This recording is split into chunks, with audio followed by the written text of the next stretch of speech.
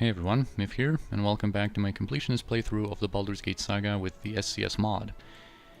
And let us venture forth and explore some of the other districts of Baldur's Gate City. As usual in this episode we have a lot to do, a lot to accomplish.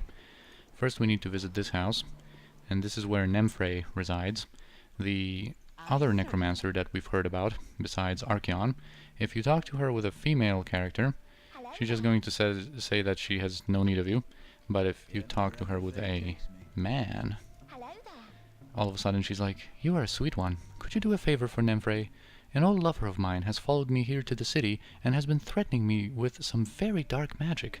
His name is Archeon, and if you could just get a certain amulet of his to me, perhaps there are a few things I could do for you, don't you think? Hmm?" So, yeah, you can see what kind of manipulator she is. Anyway, we already have the Archeon's amulet, of course, so let's give it back to her. "You are a sweet fool, but a fool nonetheless. Here, take this scroll and go. I have no further need of you." So, of course, a pity. Good that we have Koran in our party. He's, of course, going to have a comment on that. Anyway, so we get 1,000 experience, and we get this not very useful scroll.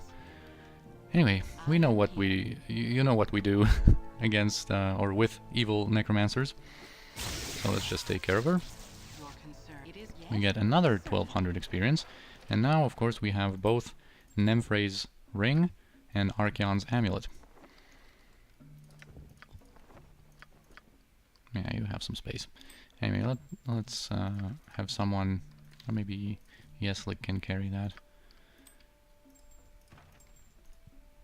Alright, and in her home there's also a Cloak of Protection +1 that Imoen cannot identify, but it's okay. Oh, there's nothing really in this house, although we can enter it. We can... okay, it's not locked. Anyway, let us carry on. Here there's an interesting event in this house.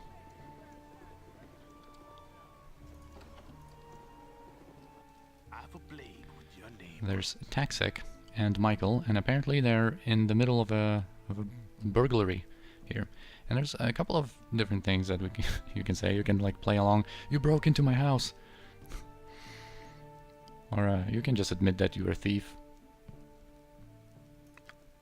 Double standards, huh? Can break into the house, but we thieves can't. Well, I don't think that's the way it's gonna be. Let's have it in, Michael. That's basically the thing, you know. I'm going to be honest here a little bit. Oh, it's Jaheira talking, actually, so... yeah, that's something that Jaheira would say. Anyway, if you, like, for example, play along and say that this is your house, you can either let them go and actually make them give you whatever they've robbed back to you, and you can get, like, 200 gold. But you can't really fight them, and I want to fight them. Boom! Alright, so one of them is dead. And the other one as well, because they have some good stuff. Oh, they actually dropped a Sphinx gem. I was actually planning on getting the Sphinx gem somewhere else. I'm not sure actually if that's a static drop that they can have or not.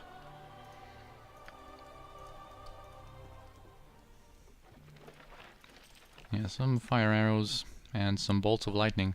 That's a very good haul. Should probably have someone else carry these things. I want to keep Senashira's inventory a little clear. And they didn't manage to rob the whole house yet, but there's not much here. I think there's some gold in this one. Nope. Anyway, that's this event.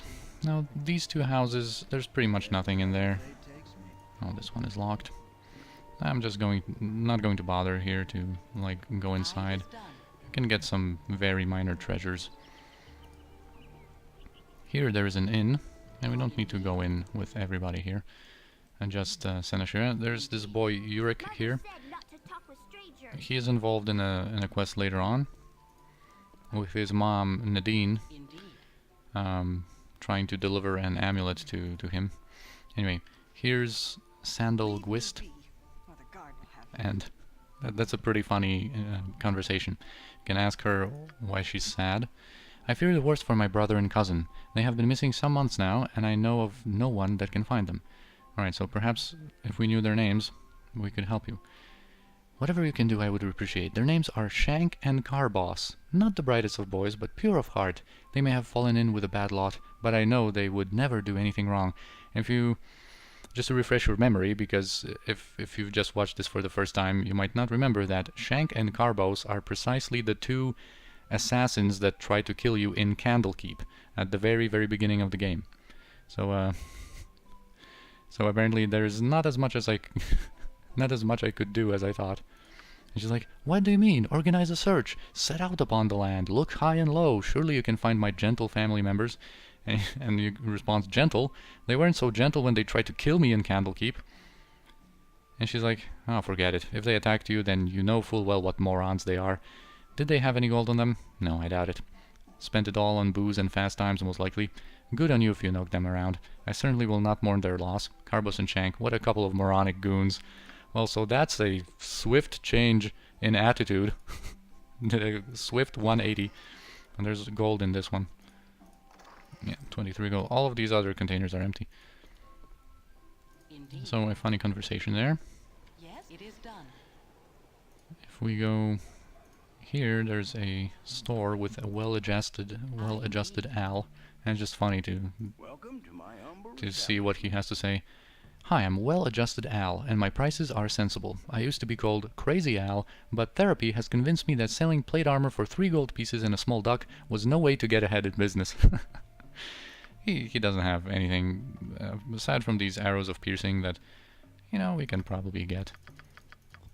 Those are very damaging arrows if the enemies make a save, or don't make a save, I should say. I don't think I've shown them in this playthrough yet, but they give you +4 Thaco, which is really nice, and they do this 6 piercing damage unless a save versus death is made. You're concerned? Certainly. Alright. Moving on.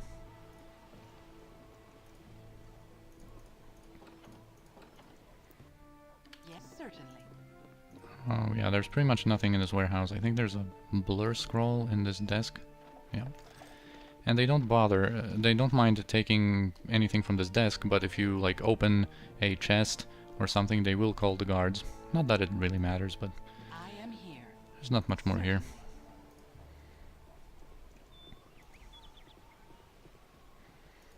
Now we're going to visit this building. I've done had enough of this. Indeed. And I think upstairs here is a healing potion, if I remember correctly. Yep. Don't want to miss out on that. Alright, just a few more things to do in this district. We're going to be back here. There's nothing really in this building here. I'm just going to unlock the door for some minor experience. Or, you know, Koran got lost somewhere due to pathfinding. So Imoen did that, and now we can go inside and talk with this fellow, who is going to give us a quest to deal with a basilisk in the, like, docks district. So we're going to deal with that basilisk very soon, actually. I am certainly. Oh, here we don't want to go in. This is Gantalandan's home, and this is involved in a quest with Narlan Darkwalk. If you remember that that rogue, we're going to have a couple of like heists with him. Now we can go inside this inn. Yes, certainly. And there's a couple of things here. Actually, you know what? I'm going to,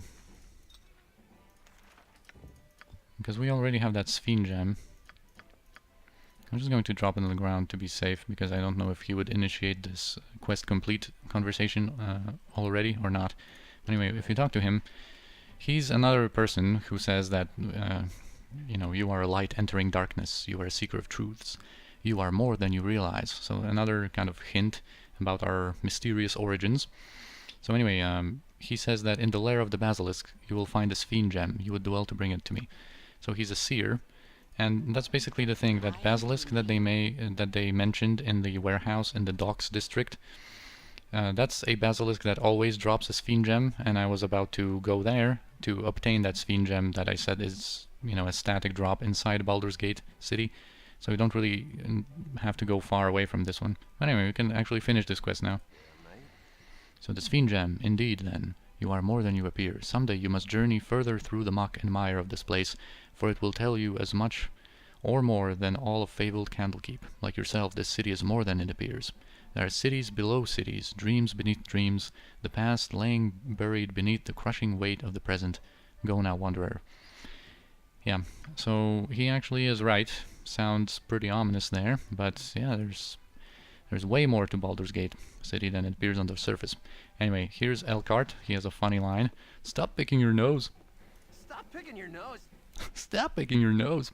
Anyway, he's involved in a quest with Eldoth and Ski. If you remember that evil bard Eldoth, his quest inside Baldur's Gate city is actually to, like, quote-unquote rescue Ski, who is a daughter of the Entar Silvershield, one of the Grand Dukes, and she's, you know, apparently, like, in love with him, but he's an evil bard. Obviously, he's just using her.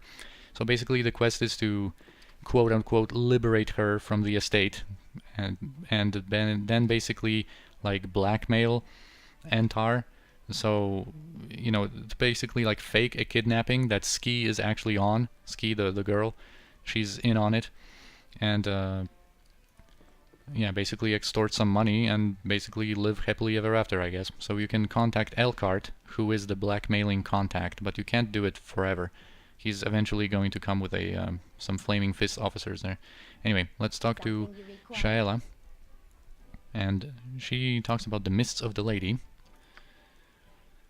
Most high middling priestess of the mist shadow. So Lyra, apparently, the lady of mists, mother of all illusion, the guardian of deception, the mist shadow. And this is pretty funny. Like, some say gods can die, some say gods can be born, some say gods can live, some say gods are an illusion we create for our own contentment, some say gods are an illusion we create to disguise our fear of living, our fear of dying, our fear of being. If gods are a disguise, if gods are an illusion, then perhaps Lyra is the only beacon of truth in our entire pantheon of lies. But if gods are real and true and all-knowing, then Lyra cannot be a god and must be dead, if indeed she ever lived at all. So she speaks pretty mysteriously, and basically, in order to progress the dialogue with her, you have to kind of say that you don't know about things, or you're unsure, or feign ignorance, at least. Oh my, look at the time. Anyway, how can you worship what you cannot know? More or less precisely my point. But I don't understand. Ah, then you are truly one of us. You are truly with Shayla in the mists of Lyra. May Shayla grace you with a quest from the lady? I'm not sure. That's the correct answer. Ah, indeed, you walk well with Shayla in the midst of Lyra. Forgotten deep in the library of Candlekeep lies the great book of the Unknowing, bound with the chameleon's hide. It too walks in the midst of Lyra, changing always, as does Shayla. Ask no one there of it, for all who have touched it are blessed with the ignorance it grants. But you can always find it somewhere in the inner rooms, wreathed in the mists of Lyra. Go to it, make your pilgrimage, and you too may be blessed with Unknowing. So yeah, this is pretty nonsensical. But pretty funny at the same time. Okay, so we can accept this quest, and then we can immediately return. And now she is ever-changing, of course, so now she's called Elnadra. You can ask what happened to Shayla, she's not going to know. Anyway, we've searched Candlekeep, and cannot find the great book of the Unknowing. Then the lady has been kind to you, for you have found it. Walk well in the midst of Lyra. That's it. That's it. That's the quest. Quote-unquote quest. Anyway. Here are some guys from the NPC Project. They are involved in T-Axe's quest. You can talk to him a couple of times and have, like, I think you have to say he's, yeah, cute, and then you're going to have a different response a couple of times.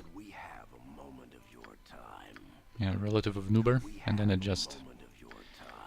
All right, well, you can fight them, but. I don't know, maybe I'll come back and fight them. Anyway, here's an interesting character here. You were going to ask about my name, weren't you? Everyone wants to know about it, and you're probably no different. Well, fine. Maple Willow Aspen is my name, and yes, my parents were very fond of trees. I am very aware of it, and no, I don't want to hear any jokes about family trees and me being the sap. Are you happy now? And you can actually say, actually, I was just interested in directions. So she's going to mention the Hall of Wonders, the Sorcerer's Sundries, and then we can end with a bomb. And she just explodes from anger, apparently. Anyway, upstairs is one of my favorite characters. There's nothing in these containers, by the way. But he is just the bomb, you know, he is a riot. Nice to make the acquaintance of such a cultured So, personage. we can ask him these questions about the city, about, like, adventuring, and about quests. So let's... The city. Why, the city is a fine place, quite expansive in its majesty and most comprehensive in its lay of the land. It's a wonder to behold, and once it's held, you don't want to let go.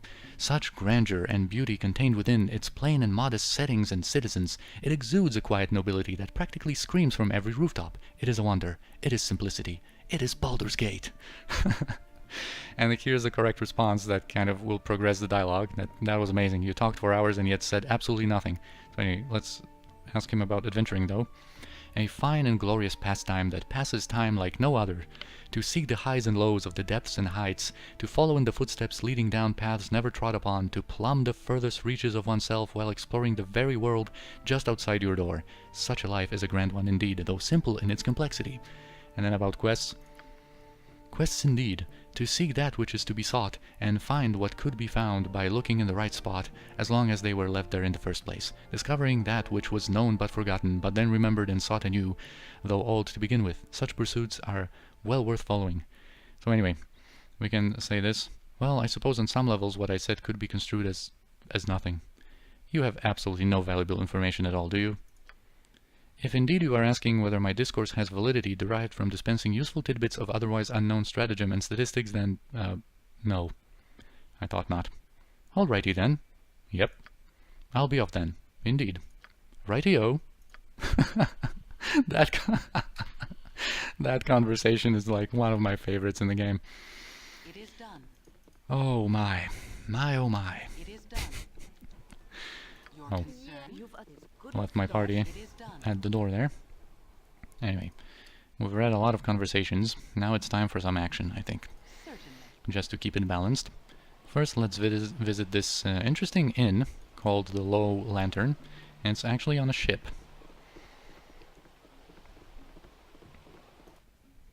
So I can talk with its owner, Lobar. So just a nice conversation about the inn. I am Anyway, it's here. a very closed, kind of narrow space. You can have some traffic jams when you play with a full party. Now, there's going to be an encounter here, and we need to approach this correctly, because there's one of two ladies that is going to approach us, and you can kind of like kite her outside and deal with her here, and then deal with the other one there, but I kind of want to deal with them at the same time. I don't want to kind of cheese it that way. Anyway, for that to happen, we need to buff up a little bit, because one of the ladies is actually a really high-level fighter thief. And she's going to attempt some backstabs. So of course we need to probably buff up our armor class a little bit. And Jahira, I think, is going to cast Bark Skin on Kirinai for that purpose. And Imoen is going to cast some mirror images. So she's pretty safe, and now that kind of leaves Koran.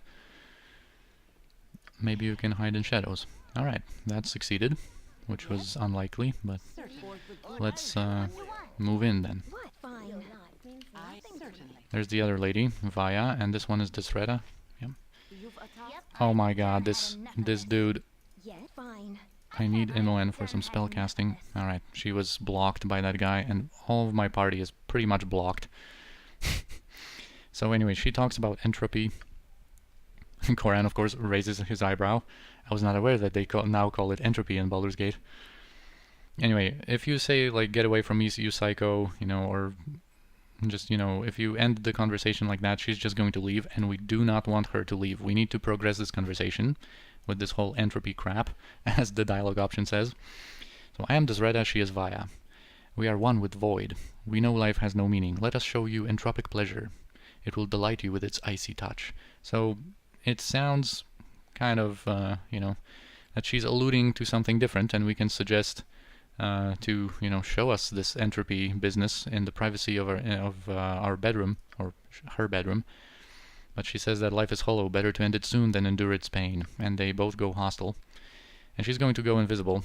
And we need to deal with that mage. That mage actually is, for SCS, she is very, very unique in the fact that she has like barely any pre-buffs. I think they figured out that if you had like a full... She's only level 5, I think, but if you had like a fully pre-buffed mage here, that would be kind of ridiculous in this like narrow spot, also with like, you know, innocence in range. Anyway, I really want to kind of interrupt her spell. So we have this Retta, by the way, of course, immediately went invisible through a potion. Alright, we were too slow to interrupt her spell, but that was only Ray of Enfeeblement. She only has like some pretty low level spells, but look at this. 54 damage from a critical backstab. Okay. Now this is not good. Like, party's over. We need to drink a potion if you can. Senashira is going to... Oh, also Senashira is enfeebled, so she can't move, and I am not willing to use a potion here, I think. She also has... Vay-ya has shield, so we can't use magic missile on her, but we have this chromatic orb. Once she starts casting, we might be able to interrupt her that way. Oh, she quaffed another invisibility potion. That is very not good. That is very bad, I should say, and Koran has the invisibility potions, so we're going to use one on Kiranai, otherwise she probably dies from the next backstab. Hopefully you can be quick with that. Alright, quick enough.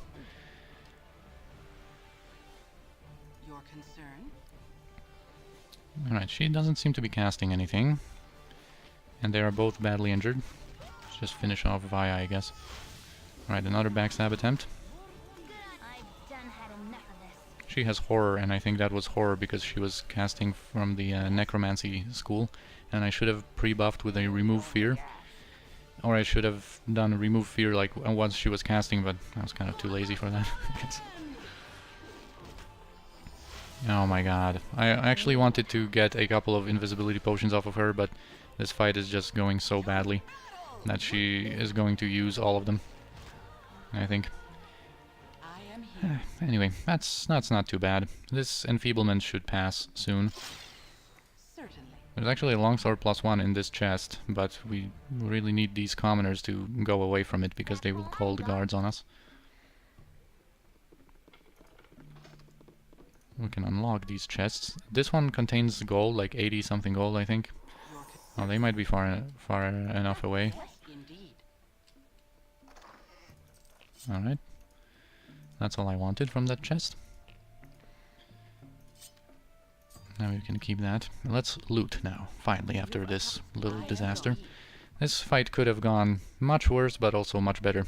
It's actually kind of cool that this Retta displayed how SCS, you know, makes fighter thieves really willing to backstab and like make pretty good use of these invisibility potions. They can really do quite a lot of damage. Let's just heal Kiranai a little bit. Anyway, she has another wand of fire, so that's very nice of her. So like I said, you know, in Baldur's Gate you can get so many wands of fire. This has the spell magic, some useful spells. But that's not the biggest deal about this encounter. This Retta actually is the biggest deal, because she has another longsword +1, but she gives us this. The gauntlets that Imon can't identify yet, but those are Gauntlets of Ogre Power. This is like a classic D&D item that is going to set Jaheira's strength to 18 with a perfect 100 exceptional strength.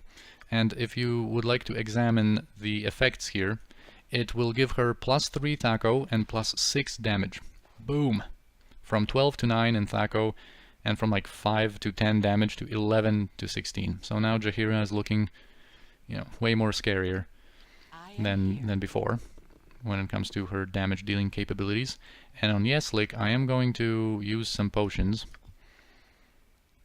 I need to, yeah. These are the 19 strength potions, right? Yeah. So I can't give them to Yeslik now because that will be too heavy a burden for him. But now Jaheira actually is another very strong party member, so she will be able to carry some heavy stuff. And we can give like these scrolls and stuff to Yeslik. And then Yeslik is going to be using potions, and maybe we will also memorize some drop on Holy Mites on him, because this spell is a pretty good one, especially in the enhanced edition. It's you know, decreased its casting time to 2. Normally it had like a 9 casting time in classic Baldur's Gate 1. So it improves strength, constitution, and dexterity by 1 every 3 levels of the caster. So once his strength is at 19, we can cast this also, and that will stack to an even greater number. And this bottom, this is not yet the bottom floor, this is the penultimate floor, I guess, of this inn. This is kind of like a little brothel, I guess. And here's Iago. We don't really have any business with him yet, but he is involved in a quest. And then here, there's a little loot, I think, on that bottom floor. This is going to be the bottom one. Indeed. Yeah. I am here. This is a NPC Project banter.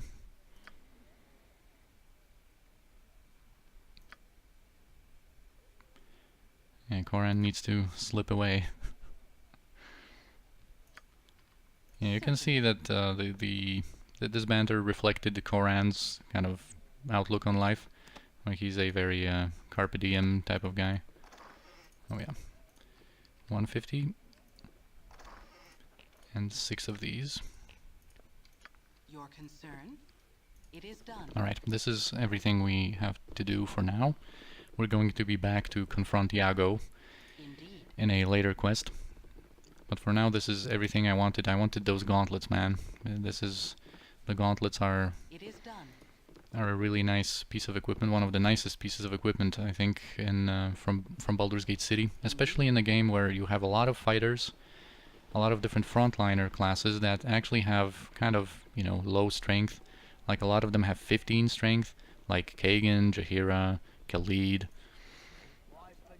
A lot of them don't shine in that department, but you know, these gauntlets work very nicely for them, giving them a really big boost. So here's Gorak. He is in a form of a zombie here. He's diseased, and we can get a cure for him. We need to get a skull of his brother, Kareth, from behind the painting in the 3 Old Kegs Inn, and take it to Ignatia in the Ladies' Hall. The Ladies' Hall is a small temple of Timora in a different district. Oh yeah, some gold. Right, here there's going to be Lariaz. Oh, first there's the dude. And you can ask him, he's just a normal citizen here, you can ask him about a couple of things, but if you ask about the tales of the sea, he's going to mention Balduran here, and you can get a little bit of backstory as to, you know, the mysterious disappearance of Balduran when he set out for the fabled Isles of Anchorome and never returned. So this is going... he disappeared into the sewers because he leaves after that conversation. Alright, here we're going to have to unlock this door and have a conversation with Lariaz, the Cyrene.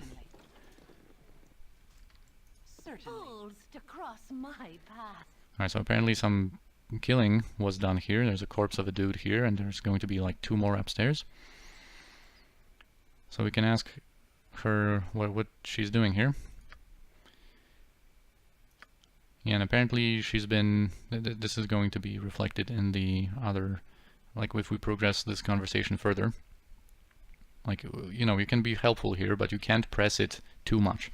Because eventually she's going to get, you know, too angry and you're going to have to kill her. And of course you can do that for some additional experience, but I am not going to. It's not kind of like the good thing to do here. Anyway, but for now we don't know any better yet. So we can ask, maybe there's something we can do to help. There is nothing you can do to help. Larias was caught by Landhome fishermen, then brought to their dirty land as prize. They tried to take advantage of Larias, and they all die. You die too, unless you leave now. So these comments, of course, from Koran and from Jahira are from the NPC Project, of course, and yeah, of course, you know, you can say that she murdered an entire family, so you're going to have to be punished. I'm just going to say, calm down, Larias. We can help. Can't help Larias. She been away from the water too long. Larias dying now. She wished to die alone. Get out, get out. Larias no want stupid dirt men watch her die. So of course you can be, you know, kind of like there's the evil option and there's the good option where you can still keep asking, but you can't push it too much, and you have to back out here, and she's just going to, you know, die in peace. But you don't get the experience, of course. If you fight her, you're going to get a little bit of experience. But, you know, this is like a good thing to do, I guess, is to just leave her alone. And you have to understand her, you know, her attitude. I mean, she's, you know, obviously like in despair. She is dying. So obviously, you know, you can excuse her temper, I guess. You know, nothing here, just the corpses I kind of wanted to show you. So that's a sad state of the affairs. Let's just explore with Senashira here, just to show you the water masters here, the main building in the docks. Here's the, or harbor master, not water master. So we can ask about a couple of things. Ask him about a couple of things. Just talking is hard, man. Becoming ever harder as the day goes on. Anyway, so we can ask him about the Iron Throne, for example. He says pretty much what we already know, and we can't really talk to him anymore. He's involved in a quest later. So just wanted to show you the area a little bit. I am here. Right, but I talked about the Basilisk. He's in this warehouse. First, we can visit this one. And there's... Actually, maybe someone will have a comment. I don't remember if any elves chime in here. Yeah, Noralee here wants her gauntlets from a crate in the Dogs District. So we are going to do this quest. This is one of the quests where you can kind of hold on to the item because it is actually a usable pair of gauntlets that give you +1 THAC0. But in most cases, you know, like, well, you can make a little use of it, especially in classic Baldur's Gate City when there's not, you know, 3 pairs of gauntlets of weapon expertise. But it's just +1 THAC0. Even if you have someone who could use it, it's generally not a big deal. And let's just... I talked about the Basilisk. Let's have the Basilisk. Let's deal with him. Or it. So yeah, this guy is this guy's afraid and running out. And we can ask about how does the Basilisk get into a warehouse in the center of a city. And he mentions Gorpil Hind and his adventuring band, the Merry Fools. And they captured the beast a few weeks back. It was to be transported to Waterdeep to be shown at a carnival, but the thing woke up from its magical slumber before it was supposed to. So Gorpil Hind and the Merry Fools, we will actually meet these guys a little bit later.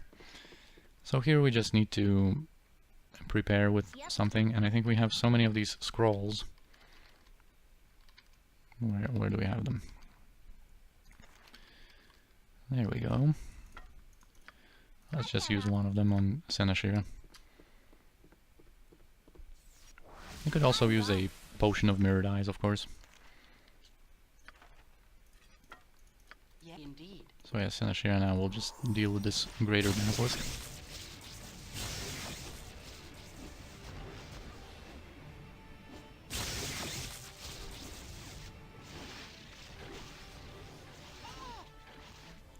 Come on. Alright. This one was worth actually 7,000. And he has that Sphinx gem.